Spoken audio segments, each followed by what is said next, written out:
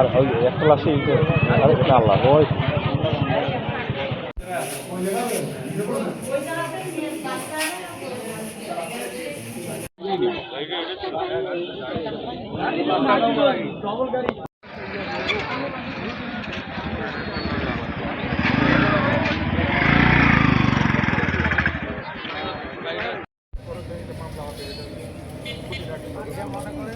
পরিবারী ব্রাঞ্চে পদক্ষেপ মানবিক উন্নয়ন ব্রাঞ্চ ম্যানেজার। ঘটনা পাটগ্রাম ব্রাঞ্চের আমাদের Shariful Islam branch manager loan. ও বের হয়েছিল সকালে 6:30 দিকে বের হয়েছে। এইটুকু রাস্তা আসতেই দুর্ঘটনা ঘটে গেছে। এটা আসলে মেনে নেওয়া যায় না। একটা পরিবারের কেউ নেই। ও ছিল এতিম, মামার বাড়িতে মানুষ আছে, ওর মাও অসুস্থ, পরিবারে ও এখন আছে, কারণ বেঁচে আছে ওর বাচ্চাটা।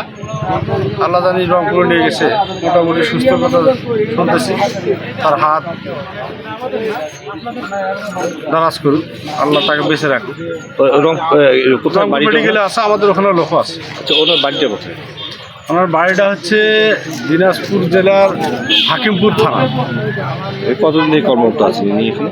পদক্ষেপে উনি আছে প্রায় 10 বছর প্লাস। এই ব্রাঞ্চে আছে 2 বছর।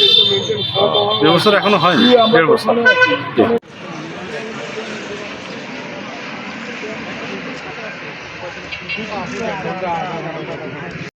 রমজানে যে পদক্ষেপের যে কর্মকর্তা আজকে তার ফ্যামিলি সহ জয়পুরহাট যাচ্ছিল, আমার মনে হয় সে সেহরি খাওয়ার পর ফজরের নামাজ পড়ে মনে হয় রওনা দিছিল। এখানে মির্জাকোট মডেল মসজিদের সামনে